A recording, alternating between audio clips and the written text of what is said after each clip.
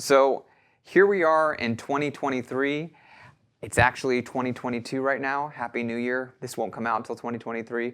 And I've had the last week to spend with the MINIFREAK. And I have to say, I'm more than pleasantly surprised by this instrument. I think it does a lot of things really amazingly well. And I want to make a few predictions about what I think will happen with this synth.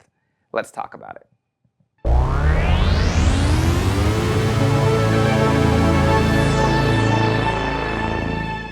I'm Zach Marr from Alamo Music here in San Antonio, Texas. You can find us online at alamomusic.com. If you haven't already, hit the subscribe button, turn on your notifications. This is our Alamo Sound Lab channel where we talk about all things music tech related.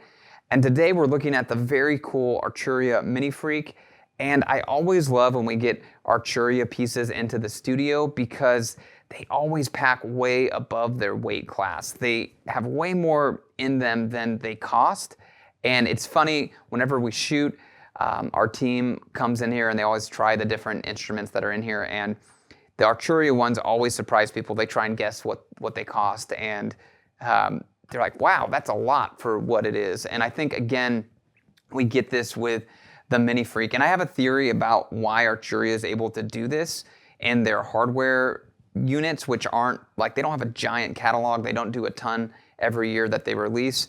But it's because they're primarily a software company. You know, they make VSTs, they make a bunch of soft synths, and I think when they do a hardware synth, it's really intentional and well thought out, and it has all the R&D cost that they use in their software. They just are able to deploy selectively into an instrument. So I think they have their cost to design is probably lower than a lot of other manufacturers because they are doing software development constantly. And so they get the advantage of understanding all sorts of interface choices that they've designed via software, and then they take the best of it and put it in a hardware piece. And usually it's just so well thought out and has some unique features and just feels good. The quality is always there. They feel meaty. They feel like heavy quality. They're just always super pleasant to play. And the MINIFREAK, I haven't said this, but in terms of synths that are in production right now, the one that I go back to and play over and over again is the Polybrute. I still play that thing. I just find it so inspiring and unique. It's just different. There's not really anything else that I can go to that gives me the sounds I find in the Polybrute. And the MINIFREAK is also just incredibly unique, just from the get-go. You listen to it, the quality level of the sound is just so beautiful. And I think it's the effects. It's a hybrid synth, so you have an analog filter and digital oscillators with all the engines that they put into the MicroFreak have come over minus like one or two. And then you get a second oscillator with not only engines, but filters. So you can use digital filters alongside the original oscillator, whatever you choose, and the analog filter. So you get a lot of play space for sound design. And what I think is great, I think there's three things that's great about this instrument. One, if I did the best beginner synths video again, I probably will, this is gonna show up near the top of the list. I think the JU06A from Roland is still a great one. The Juno X, kind of that engine and the interface is great. The Yamaha Reface series with like the DX engine is great, as is the DeepMind from Behringer. But this one really comes in at a great price point and is easy to use. And what's cool is you can get your way around pretty easily as a beginner, and it sounds fantastic. It's priced correctly, but it's not just a beginner instrument. This is a synth that I think hardcore synth lovers will buy to have in their studio setup. One, because it's got a different tone. It's got that kind of Arturia tone, which I think is its own genre of sound. You got Korg, Roland, Yamaha, and then you have more boutique like Waldorf. And they each have kind of a tonal palette that they lean into. And Arturia has its own palette. And I think this thing is deep enough to appeal to hardcore synth heads to have one in their studio, even though it's, $599. I think this is something that's going to show up in a lot of people's studios unless they make a bigger version, because I think the one downside to it is the kind of mini keys. Although the mini keys have velocity sensitivity and aftertouch, which is really cool. So you just get so much. You get amazing software and its sequencing capabilities. It's mod matrix, it's ARP, it's 6-voice polyphony, or 12-voice paraphonic. And there's so many weird, unique things that you get in the Freak series. Like, for instance, you just can roll the dice to introduce randomization to your arpeggios and your sequences. There's this new feature, the ratchet, where you basically, if you're an arpeggiator, you can like increase the frequency of the notes. It's like taking a hacksaw to it. It's a nice effect for kind of live performance. Another fun one is there's